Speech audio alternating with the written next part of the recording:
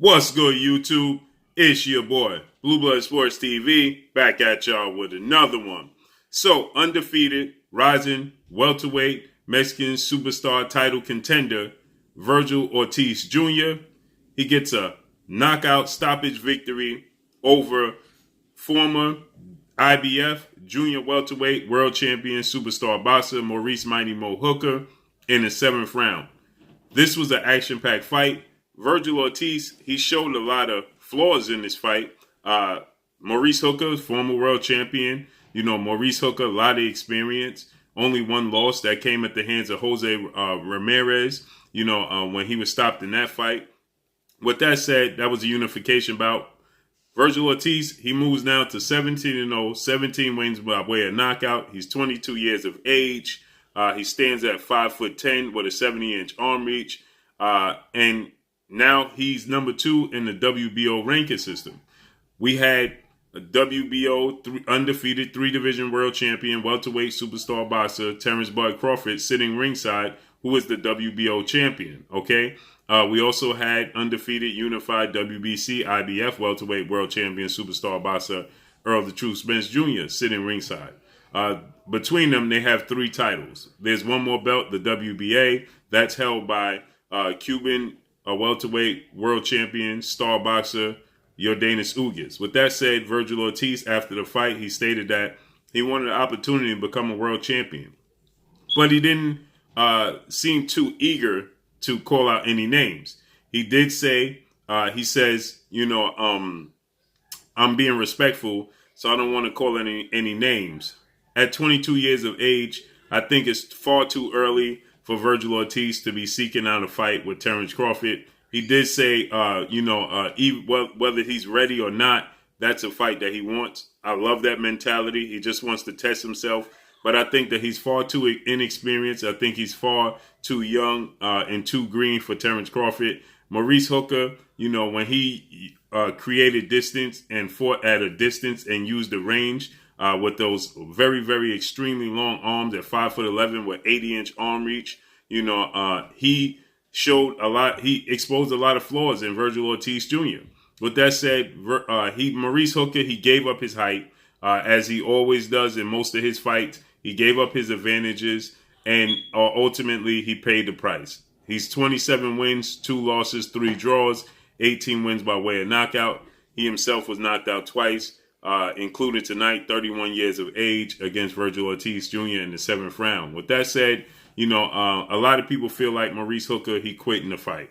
He took a knee. He said that he dislocated his hand. He had a rap at the end of the fight, the post-fight interview. The crowd was booing. He lost it, on the crowd. He started responding to the crowd and calling out the crowd, Maurice Hooker, that is. He said, y'all know I'm a dog. Y'all know I wouldn't have quit if I didn't, truly injure myself. He said he injured his right hand. You can see an immediate reaction, as he went to land a punch. And I don't know if it gauged off of Vergil Ortiz's elbow or something of that matter. But he clearly injured his hand. He turned around, he spun around, and he took a knee immediately. So I highly doubt that he was, playing it off or acting. I truly believe he was hurt. He was knocked down in the fight. Vergil Ortiz landed 36% of his punches in this fight. That's a very, very alarming number. If you Maurice Hooker, you have a 10-inch arm reach advantage. You're slightly more athletic. Vergil Ortiz has the power, the edge and power. But you would think that Maurice Hooker would use the jab, fight at range, utilize the ring, keep him at bay. No, he decided to give up his height, give up his advantages, fight on the inside. But even doing so, he was landing a lot of clean punches on Vergil Ortiz. And I thought that he won a few of the rounds, okay? At the end of round 5, I had it 2 rounds to 3 for Vergil Ortiz, but I gave 2 rounds to Maurice Hooker. So with that said, Maurice Hooker, he showed that Vergil Ortiz has a lot of things to work on. And even at the end of the fight, when Maurice Hooker was asked about the possibility of Vergil Ortiz fighting the likes of a Terence Crawford, who's his friend and stablemate and trained by the same trainer, and Brian Bomac McIntyre, he says he's not ready, right? Obviously, Maurice Hooker, he's been in the ring with Terence Crawford. He sparred with Terence Crawford. He's in the gym with Terence Crawford. He trains with Terence Crawford, so he knows Terence Crawford. And he says he has a lot of work to do. And I agree, okay? I said this is a huge mistake on the part of his trainer, Robbie Garcia, who's a legendary trainer, who's a former world champion in his own right, and his father, Vergil Ortiz Sr. I think it's a huge mistake for them to push for a Terence Crawford fight. I think that Terence Crawford versatility, his ability to switch from southpaw to orthodox fluidly, transition from offense to defense, has power in both hands, can box you from range. Terence Crawford is at 5'8" with a 74-inch arm reach, but he's going to use his arm reach. He's going to use his jab. He's going to use angles. He has quick feet. That is an issue for Vergil Ortiz Jr. He will have to know how to maximize on timing. Timing would be key for him, and he hasn't mastered the art of timing, okay? Because he's limited in the foot speed department. If you put Vergil Ortiz Jr., in my opinion, in the ring with Jaron Boots Ennis will dominate Vergil Ortiz Jr.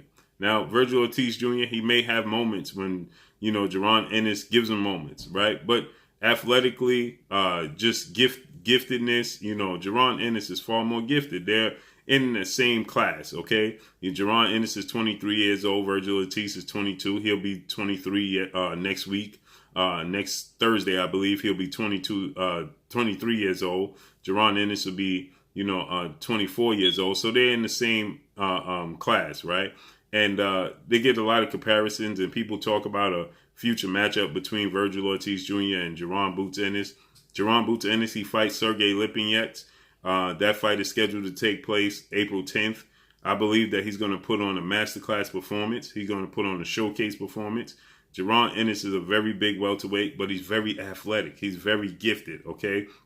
And I truly, truly believe that if you put Vergil Ortiz currently in the ring with these guys, it may derail his career, okay? It just may derail his career. Jaron Ennis, 26-0, 24 wins by way of knockout, stands at 5'10" with a 74-inch arm reach. And like I said, 23 years old, he'll be back in the ring April 10th against Sergey Lipinets, who 16-1-1. Sergey Lipinets is a very good boxer, okay?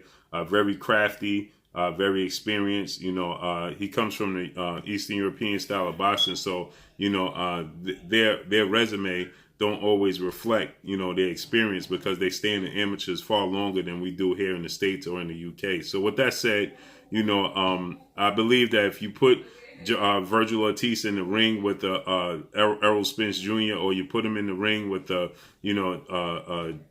Terence Crawford. Errol Spence was asked about a possibility of fighting Vergil Ortiz. He said maybe, possibly in the future. We got to see. I believe that Terence Crawford and Errol Spence both dominate Vergil Ortiz Jr. I believe that Errol Spence's versatility, his ability to judge distance, his ability to control the pace of the fight, his footwork, his power, his pressure, his relentlessness, is he slick? I think it's just going to be too much for Vergil Ortiz right now. I think he has a lot of work to do, and I think that they should definitely, bring him along pretty slowly, right? Try to match him up against guys that, I like them, and this is no slight to Maurice Hooker, but try to get him in the ring with guys like Maurice Hooker, guys of that caliber, okay? Don't rush him with the upper echelon of the fighters. I would like to see him in the ring with your Danis Ugas, but as Chris Mannix stated, that he feels and he's hearing that your Danis Ugas is on the road to facing in the unification bout Errol Spence Jr. That's widely expected to take place for 3 belts on the line. We heard tonight Terence Crawford, he stated he has zero interest in fighting Errol Spence now moving forward. He said that chapter is closed. That's unfortunate, because that's the super fight in the sport of boxing. And once again, it seems like we could be on the verge of not getting another super fight in the sport of boxing due to the politics and due to egos. So with that said, Vergil Ortiz, I believe he has a promising future. I believe he could be a world champion. But the current landscape and the way the welterweight division is currently, constructed, I don't believe that he can beat Terence Crawford. I don't believe he can beat Errol Spence. He may have a chance, and I believe that a 50-50 fight with him and your Danis Ugas, that's still a tough fight, but I would favor him to beat your Danis Ugas, because your Danis Ugas just doesn't have power. Your Danis Ugas is crafty. He's a big welterweight. He has boxing ability, but he doesn't have much power. We saw that with Omar Figueroa. He should have been able to stop Omar Figueroa, who was a smaller guy. He couldn't. We saw in his last fight, he was badly hurt in the 12th round, almost out of there, but, you know, the bell saved him.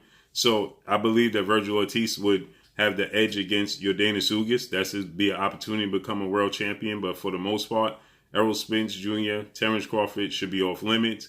And also, Jaron Ennis should be off limits. He should stay very, very clear of Jaron Boots Ennis. But I do believe down the road he could be a world champion, because I believe at some point in time, if Errol Spence doesn't land he's going to land a fight with Yordenis Ugas. I believe he'll beat Yordenis Ugas. And if he doesn't get the undisputed match with Terence Crawford, I see Errol Spence going to 154, and competing up there. A matchup that would favor Vergil Ortiz, but I still would give, it's still a 50-50 fight, would be a Danny Garcia style, okay? Because Danny Garcia is flat-footed, but Danny Garcia has power in both hands, but he's going to be there to be hit, but you're going to be there to be hit as well. He has the size advantage over Danny Garcia, equal in power. Another bad matchup for Vergil Ortiz would be Keith Thurman. Keith Thurman utilizes the ring, high ring IQ, very quick, is a boxer puncher, uses angles, has fast hands, athletic. Bad matchup for Vergil Ortiz Jr., especially at this point in time in his career. I would like to see Vergil Ortiz Jr., like I said, with guys, Josito Lopez, a guy of that magnitude. Now, they're stablemates, so I don't know how, that will work out. But, guys of that magnitude are better suited for Vergil Ortiz currently to get more experience. Stay away from Jaron Ennis. But that's all I got for y'all, man. Make sure y'all hit the like button. Drop a comment in the comment section. Let me know what y'all think. Y'all already know what it is. It's your boy Blue Blood Sports TV.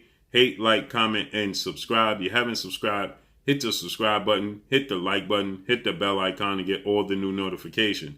Follow me on Instagram at Blue Blood Sports TV, all one word. Y'all already know what it is. Shout out to the entire LDBC. Shout out to New Media. Shout out to Black Media Raw. Make sure you like and share these videos. That's all I got for y'all. Peace.